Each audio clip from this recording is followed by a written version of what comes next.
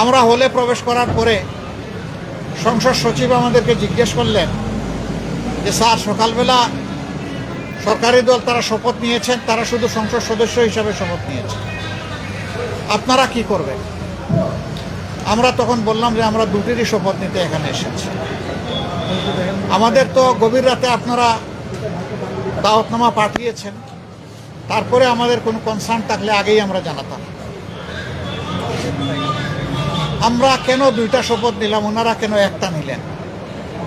ওনারা কেন নিলেন তার ব্যাখ্যা ওনারা দিয়েছেন। আমরা যে ব্যাখ্যাটা দিতে চাই, আমরা মনে করি যে 26-এ কোনো নির্বাচন হওয়ার কথাই ছিল না। এই 26 সালের নির্বাচনটা হয়েছে 24-এর গণ অভ্যুত্থানের কারণে। আমরা গভীর শ্রদ্ধার সাথে যাদের কারণে আজকের এই নির্বাচন, আজকের এই সংসদ, আমি তাদেরকে স্মরণ করছি, যারা জীবন দিয়ে দুনিয়া থেকে বিদায় নিয়েছেন। আল্লাহ তাদেরকে শহীদ হিসাবে কবুল করুন। যারা লড়াই করে আহত হয়েছেন, পঙ্গু হয়েছেন, তাদের প্রতি আমাদের গভীর সমবেদনা। আল্লাহ তাআলা তাদেরকে সুস্থতার নিয়ামত দান করুন। আর নির্বিশেষে গোটা দেশবাসী ফ্যাসিবাদের বিরুদ্ধে সেদিন লড়াই করেছিল, আমরা তাদের প্রতি গভীর কৃতজ্ঞতা প্রকাশ করছি।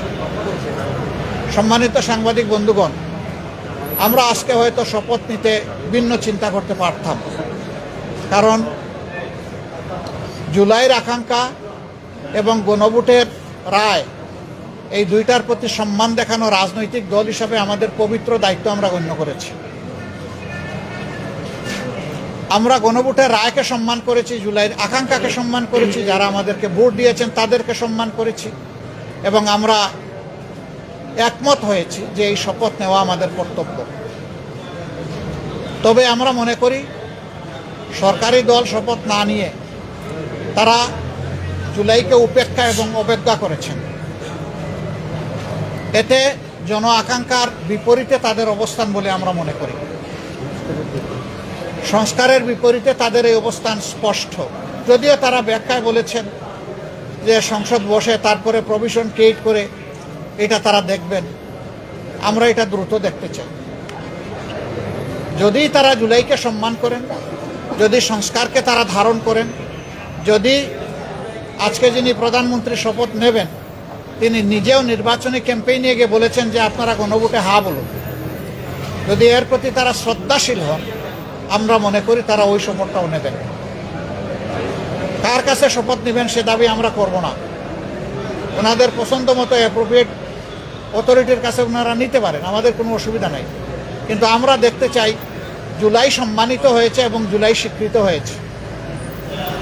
জুলাইকে অসম্মান অশ্রদ্ধা করে স্বীকৃতি না দিয়ে 26-এর এই পার্লামেন্ট নিশ্চয়ই কোনো গৌরবের আসনে বসতে পারবে না।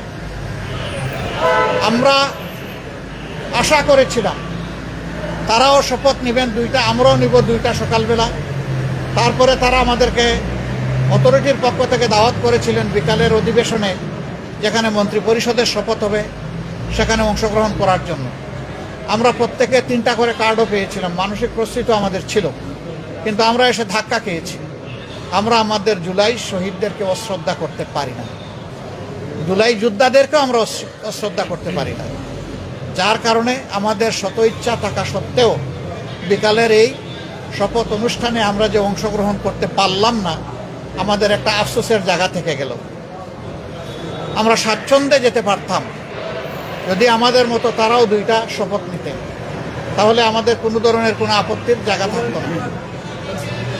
আজকে আমরা যারা শপথ নিয়েছি, আমরা নির্বাচনী প্রক্রিয়ার সময় জামাতে ইসলামীর পক্ষ থেকে বলেছিলাম যে আমাদের কেউ যদি সংসদ সদস্য নির্বাচিত হন অথবা আমরা যদি সরকার গঠন করি কেউ মন্ত্রী হন, তাহলে আমরা সরকারি প্লটের সুবিধা নেব না এবং ট্যাক্সবিহীন গাড়িতে আমরা চড়ব না। আমরা আজকে আবার পুনর্ব্যক্ত করছি, আমাদের এই সিদ্ধান্তে আমরা অবিচল এবং অটল। আমরা এটা নিব না এই সুবিধা। এছাড়া বাকি কতটুকু না নিয়ে পারা যায় সেটাও আমরা দেখব। আমরা সরকারি দল হতে পারি না, এই নিয়ে আমাদের কোনো আফসোস নাই। আমাদের আফসোসের জায়গা পরপর 3টা নির্বাচন ধ্বংস হয়ে যাওয়ার পরে জাতি বড় আশা করেছিল যেভাবে উৎসবমুখর পরিবেশে তারা অনেকে ভোট দিয়েছেন, ঠিক তাদের ভোটের প্রতিফলনটা হবে যখন ফলাফল প্রকাশ হবে। কিন্তু সেখানে অনেক কিছু ঘটেছে, সেটা অন্য এক সময় আমরা বলবো। যার কারণে জাতির এই উৎসব ফল প্রকাশের সাথে সাথে মিলিয়ে গেছে। তারপরে আমাদের পক্ষ থেকে আমরা বলতে চাই, আমরা দেশকে ভালোবাসি। দেশ এবং জনগণের ভালোর জন্য সরকারও যদি কোনো উদ্যোগ নেয়, আমাদের সমর্থন তারা পাবে না। কিন্তু যদি আমরা দেশ এবং জনগণের স্বার্থের বিপক্ষে কিছু দেখি, তাহলে আমরা জনগণের হয়ে এই জনস্বার্থ বিরোধী কাজের বিরুদ্ধে আমরা লড়াই করব, আমরা প্রতিরোধ গড়ে তুলব ইনশাআল্লাহ। এবং সেটা জনগণের জন্য, জনগণকে সাথে নিয়ে। আমাদের এই ক্ষেত্রে নীতিমালা একেবারেই স্পষ্ট, তাওয়ানু আলাল বিররি ওয়াত তাকওয়া ওয়ালা তাওয়ানু আলাল ইসমি ওয়াল উদওয়ান। আমরা ভালো কাজের সবগুলাতে সমর্থন করব, কিন্তু যদি জনস্বার্থ বিঘ্নকারী কিছু হয়, আমরাই সবার আগে প্রতিবাদ এবং ক্ষেত্র বিশেষে প্রতিরোধ গড়ে তুলব ইনশাআল্লাহ। আমরা দেশকে ভালোবাসি, এদেশের মানুষকে ভালোবাসি। আমরা এই শপথ না নিলেও পারতাম, অনেক কিছু হয়েছে আমাদের সাথে। কিন্তু আমরা চাই ক্রমান্বয়ে গণতন্ত্র তার প্রাতিষ্ঠানিক রূপ পাক। এই রূপে ফিরে আসতেই হবে, এর কোনো বিকল্প নেই। এই জন্যে আমরা শত কষ্ট থাকা সত্ত্বেও আমরা সংসদে অংশগ্রহণ করছি, এবং ইনশাল্লাহ আপনারা দোয়া করবেন আমরা যেন দেশ জাতির পক্ষে ভূমিকা রাখতে পারি। আমাদের নীতিমালার মাঝে দেশের ভিতরে আমরা চাই প্রত্যেকটি নাগরিক যেন তার নিরাপত্তা নিশ্চিত পায়, দেখতে পায়। মানুষের অর্থনৈতিক মুক্তি যেন আসে, যুবকদের বেকারত্ব যেন দূর হয়, কর্মসংস্থান যেন তৈরি হয়, এবং মর্যাদাশীল একটি দেশ হিসাবে পররাষ্ট্র নীতি যেন আমরা নিজেরটা নিজেই আমরা গড়ে তুলতে পারি।